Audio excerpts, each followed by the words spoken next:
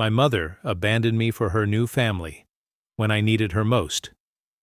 Years later, she demanded money for the twins, but I shut the door forever. I'm 33 now, working in upper management at the company I've been with since graduation. While I've worked my ass off to get where I am, there's still a part of me that looks back and wonders what life could have been like if my mom had made different choices. She had me when she was 20. My biological dad wasn't around. Honestly, I don't know much about him. From what she told me later, she gave him the chance to stay, but he didn't hesitate to leave. No child support, no fights, just gone. We lived in a tiny apartment above my grandparents' garage. It wasn't much, but it worked. My grandparents basically carried her through that time, helping with me while she finished school and earned her degree in physical therapy. She juggled school, work, and raising me alone. I'll give her credit. She didn't just sit around feeling sorry for herself. Being a single mom, she worked hard. Those early years weren't bad. Sure, money was tight, but I didn't notice. I spent a lot of time with my grandparents while she worked or studied. My grandpa loved having me around. Honestly, he probably did more for me than anyone else during those years. My mom still made time for me when she could. She read to me before bed, took me to the park, stuff like that. Things changed when I was about 8. My mom met this guy named Leonard at her job. He seemed okay at first. Stable job, normal guy. I remember her saying how different he was from the guy she dated before. They dated for a while, and after a couple of years, they got married when I was around 11. Leonard wasn't a bad guy, but he wasn't warm either. He was polite but distant. He wasn't mean to me, but he didn't really try to connect either. He treated me like I was just there, like part of the furniture. At first, nothing really changed. I was still living with my mom and Leonard. It was fine. Not great, but fine.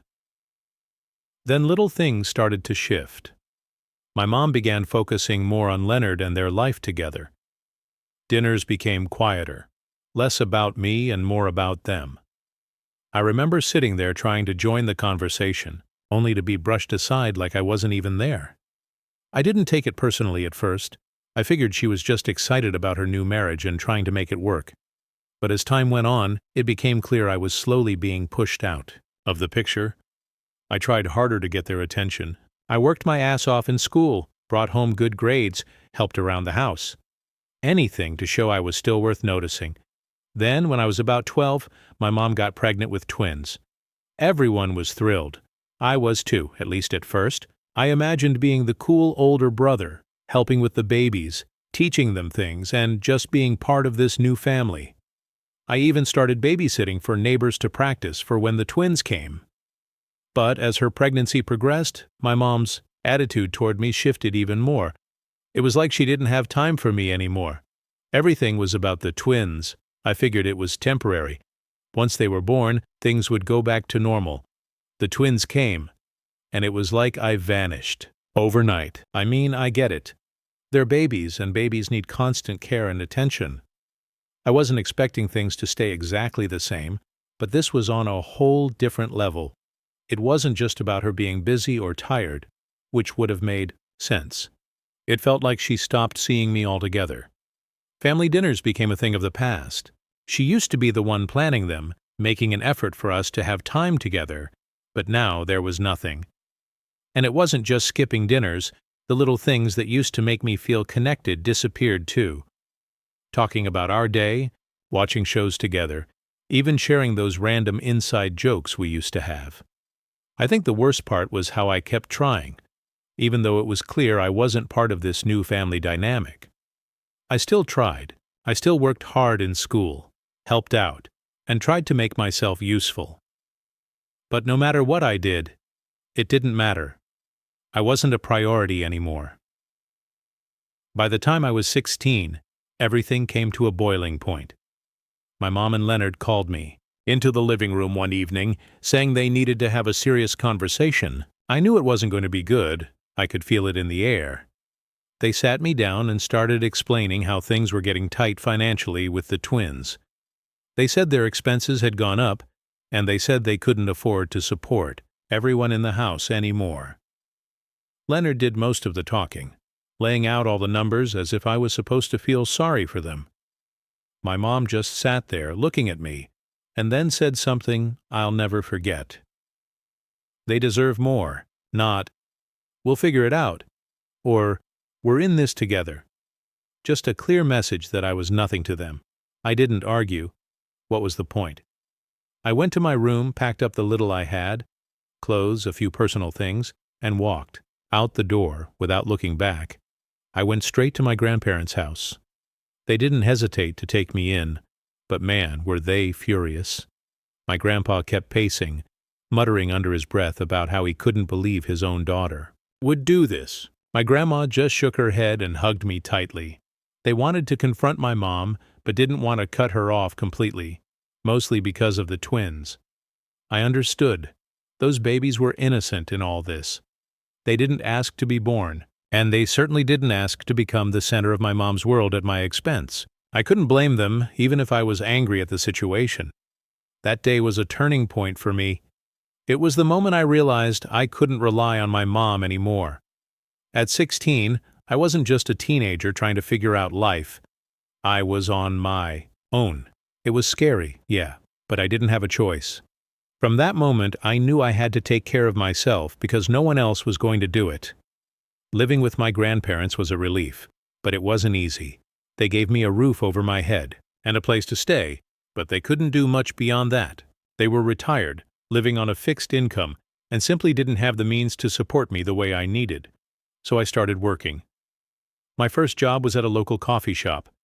It wasn't glamorous, but it paid just enough for me to buy school, supplies, clothes, and some essentials to get through high school. Balancing work and school wasn't simple.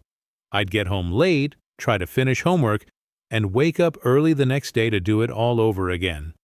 My grades slipped a bit, but I still managed to stay on track to graduate. What really stung was that my mom never checked in. It was like I ceased to exist for her. Every now and then I'd hear about her and Leonard through family gossip. They were doing well, of course. The twins were thriving, and they lived their picture-perfect life in a nice house with new cars. Honestly, I couldn't wrap my head around it. I didn't understand why two people working decent jobs couldn't afford to support 3 kids. I wasn't some extravagant expense, I just needed the basics. Meanwhile, I was the one struggling. I worked weekends and late nights just to keep myself afloat. Juggling homework, shifts, and trying to have some semblance of a normal life was exhausting. It wasn't like I was asking for much, just a little effort, a little care. But it felt like, the moment I walked out that door, they washed their hands of me and went back to their perfect little bubble. I guess it wasn't really about money. They just didn't want me around anymore. Around my senior year, college acceptance, letters started rolling in. I was excited but terrified. I knew there was no way I could afford college on my own. I needed help, so against my better judgment, I reached out to my mom.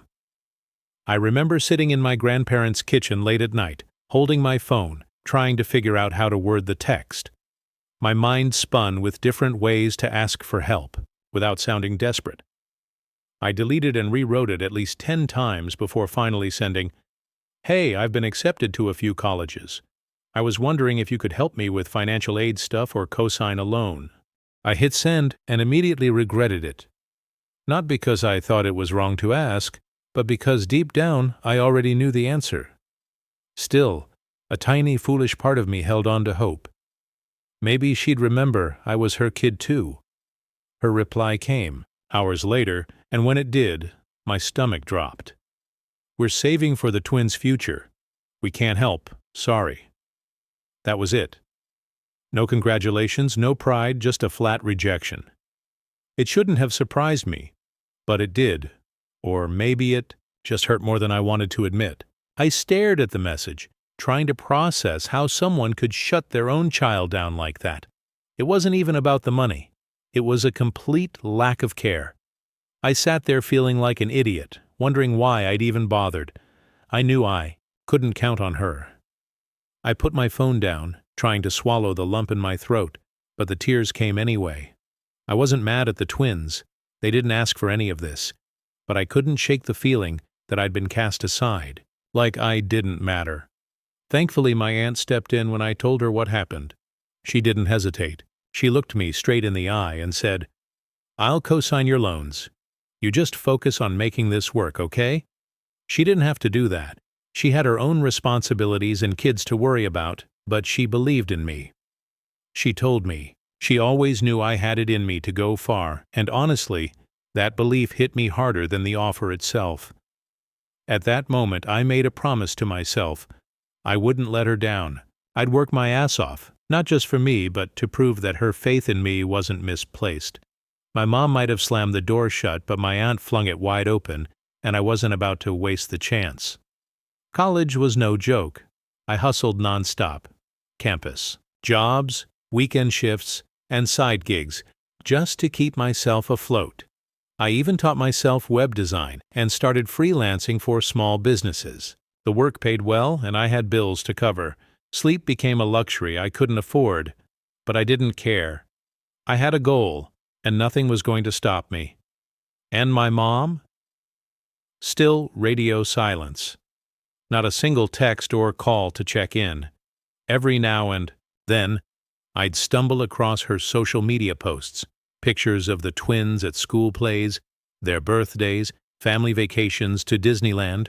She looked so carefree, like her life was this perfect little bubble. Those posts felt like daggers straight to my chest. Eventually, I blocked her. I couldn't keep torturing myself by watching a life I wasn't part of. When graduation finally rolled around, I sent my aunt an invite to the ceremony. She didn't just come.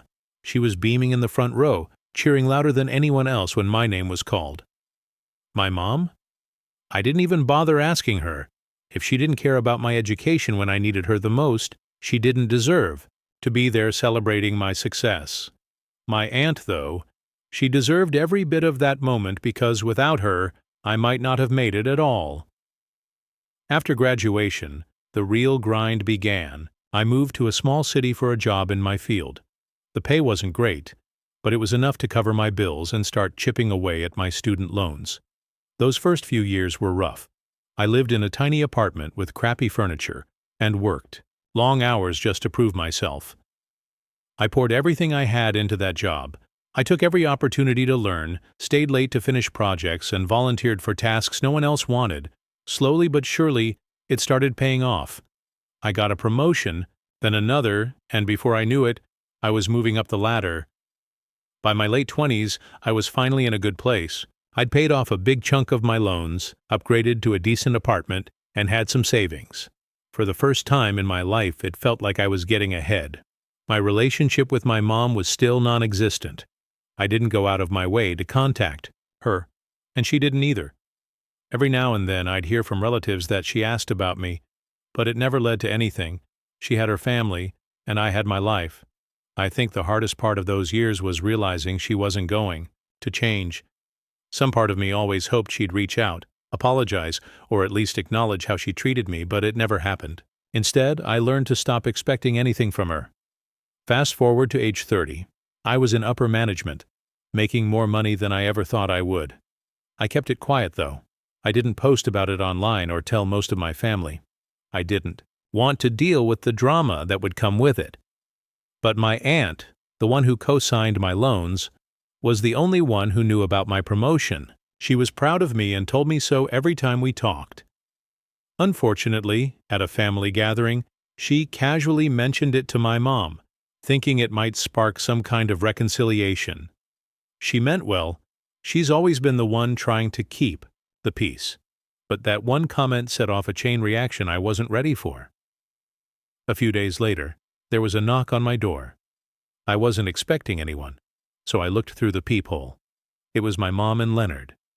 I hadn't seen them in years, and I couldn't think of a single good reason for them to be standing on my doorstep. I opened the door but didn't step aside to let them in. "What's going on?" I asked. Leonard didn't bother with pleasantries. "We need to talk," he said, shoving his way past me like he owned the place. My mom followed him in without so much as a hello. "We heard about your promotion," Leonard started, his tone sharp and matter-of-fact. "So, you're finally doing something with yourself. Good for you. About time, really. I stared at them. No congrats, no small talk, just straight to insults. Okay, I said slowly. My mom jumped in. The twins are starting college soon, and we've hit a bit of a rough patch financially. We figured since you're doing so well now you could help out with their expenses. I don't remember my exact reaction back then, but I know I just tried to process what was going on. After years of silence, after everything they'd put me through, they had the nerve to show up at my door and demand money. Are you serious? I finally said. Why wouldn't we be? Leonard shot back. You're making good money now, aren't you? Don't act like you can't afford it. You don't have kids, you don't have a family to take care of. You've got the money. It's not about whether I can afford it, I said, my voice rising.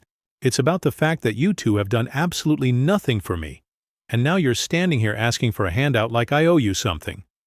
My mom rolled her eyes. Oh, here we go, she said, throwing her hands up. You're going to play the victim again? Poor you. We didn't coddle you enough. You've been holding on to this grudge for years. And for what? Look at you. You turned out fine. Yeah, because I worked my ass off, I snapped. With no help from either of you. Do you have any idea how hard it was to get through college? Without a cosigner, without any financial support? I made it happen, but not because of you, in spite of you. Leonard smirked. Oh, come on. Stop acting like you had it so rough. You've got a good job now, don't you? A nice place to live. Maybe you should be thanking us. If we hadn't pushed you out, you wouldn't be where you are today. Thanking you, I said, my voice shaking with anger. You threw me out because I wasn't convenient anymore. You made it clear I didn't matter to you. And now you're here expecting me to swoop in and save the day for the kids you actually cared about? Absolutely not. My mom's tone turned icy. You're being selfish, she snapped. I raised you on my own. Worked my ass off to keep you alive, to give you everything you needed. And now look at you. You've got everything you need, and all we're asking for is a little help. They're your siblings. You owe them that much after everything I've done for you. It wasn't just what she said. It was how she said it, like I should feel ashamed for not immediately bending over backward for her and the twins. I don't owe them anything, I shot back, and I definitely don't owe either of you. You made your choices, and I made mine. You decided I wasn't worth your time or money, and now you're expecting me to put my life on hold for them. That's not happening. Leonard stepped closer, his face hard. You know what your problem is? You've always thought you were more important than you actually are. You think you're better than everyone else just because you made it out on your own. But let me tell you something. You didn't mean anything to this family then, and you don't mean anything now. That hit so bad, but I didn't let it show. Then why are you here? I said coldly. If I don't mean anything to you, why are you standing in my living room begging for money? My mom snapped. Because we didn't want to come here. Do you think? We enjoy asking you for help. But the twins deserve a future, and if you weren't so goddamn selfish, you'd see that. But no. You're too busy playing the wounded child to do anything for anyone but yourself. I laughed bitterly. You want to talk about being selfish? You threw your own kid out of the house to make room for your real family. You told me I wasn't worth the effort, and now you want to stand here and talk about what the twins deserve? They deserve better parents. That's not my problem. Leonard pointed a finger at me, his voice rising. You better watch your mouth. We're still your family, whether you like it or not. And family helps family. No, I said firmly. Family doesn't do what you did to me. Family doesn't throw their kid out like trash and then come crawling back when they need money. You're not my family. You're strangers to me. My mom's face twisted in anger. Fine. Be a selfish little brat if you want, but don't. Come crying to us when your life falls apart. You think you're better than us, but you're nothing. You'll always be nothing. That was it. I'd had enough. If you don't leave right now, I said, pulling out my phone. I'm calling the police. Leonard scoffed. Go ahead, call them. See how that looks, throwing your own parents out of your house. You're not my parents, I said calmly, my finger hovering over the screen. Not anymore. My mom grabbed Leonard's arm, muttering something under her breath. You're going to regret this. she said as they turned to leave. No, I said, shutting the door behind them. I'm not. That was the moment I realized just how much I'd changed. The kid who desperately wanted their approval was gone. I didn't owe them anything, and I wasn't going to let them guilt me into thinking otherwise. After they left, I stood in my living room, phone still in hand, and just stood there. I wasn't upset. I wasn't even angry anymore. I was exhausted. For years I'd carried this hope buried deep that maybe one day they'd see me as their son, their family, as someone who mattered. But that hope was gone. That confrontation slammed the door on any lingering illusions I had about them. After that day, I thought I'd seen the last of them. I'd made it clear they weren't welcome in my life, and I was ready to move on. But people like them don't take no for an answer. They weren't done trying to claw their way back in. What followed was nothing short of chaos. A couple of weeks later, I found out from my coworkers that my mom had shown up at my office. I wasn't there. I'd taken a sick day. But she apparently caused quite the scene. She marched in, demanded to speak with me, and when told I wasn't there, she refused to leave. She was shouting about family and sacrifices and how I owed her. One of my coworkers said the next day security had to escort her out. It was intense. I apologized to everyone, mortified. I made sure to notify HR and told them to add her to the list of people who weren't allowed on the premises. Still, I was shaken. I couldn't believe she'd stooped that low. But the worst was yet to come. One evening, about a week later, I got home from work and found her waiting outside my house. She was pacing up and down the driveway, clearly agitated. The moment I stepped out of my car, she stormed over, shouting, "You can't keep ignoring me." I took a deep breath, keeping my distance. "What are you doing here?" "We need to talk," she said, pointing her finger at me like I was a child. "You think you can just walk away from your family, from your responsibilities." "What responsibilities?" I shot back. "You're the parent, not me. The twins are your kids. You're the one who's supposed to figure this out, not me." That set her off. She started screaming about how I was selfish and ungrateful, how I owed her for everything she'd done for me. "I sacrificed so much for you," she shouted, "and this is how you repay me, by turning your back on us." "You didn't sacrifice anything for me," I said, trying to keep my voice steady. "Mom, go back to the home you kicked your son out of and don't show up again." At that point, her voice went from loud to downright hysterical. She started yelling so loudly that neighbors came out of their houses to see what was going on. "He's a brat," she screamed, gesturing wildly at me. "He's always been a selfish little brat. He doesn't care about anyone but himself." A few neighbors tried to intervene, telling her to calm down, but she wasn't hearing it. Her voice grew louder, more frantic, until she lunged at me, screaming, "After everything I've done for you—" "Stay back," I warned, phone in hand as I started dialing 911. "I mean it, Mom. Don't you dare." Her face twisted in rage as she made a wild grab for my phone. "Don't you dare call the police on your own mother. I raised you. I sacrificed everything for you. You abandoned me," I shouted back, holding my phone out of her reach, trying to keep her at bay. "You threw me away like I was nothing." It didn't feel like I was arguing with my mom anymore. It was like watching a stranger wearing her face. She was screaming about ingratitude and family loyalty while lunging at me, still trying to grab the phone from my hands. Through the chaos, I heard one of my neighbors yelling, "I'm calling the police. Leave him alone." More neighbors started emerging from their houses, standing on porches or edging closer, watching this surreal scene of a mother physically going after her own child. Finally, someone stepped in and pulled her away from me, just as the sound of sirens cut through the air. She struggled against them, still screaming something incoherent, but the moment was over as the officers firmly pulled her away. The flashing lights of the police car filled the street while I stood there shaking, realizing just how far she'd gone and how much I couldn't let her back into my life. The next morning, I went straight to the police station and filed a report. I explained everything: the workplace incident, her showing up at my house, The screaming match in front of my neighbors. The officer I spoke to was sympathetic and helped me start the process of getting a restraining order. When I told my grandparents what had happened, they were furious. "She's lost her mind," my grandpa said, shaking his head. "I don't know what's wrong with her, but you don't deserve this." "We should have done more for you back then," my grandma added, her voice heavy with guilt.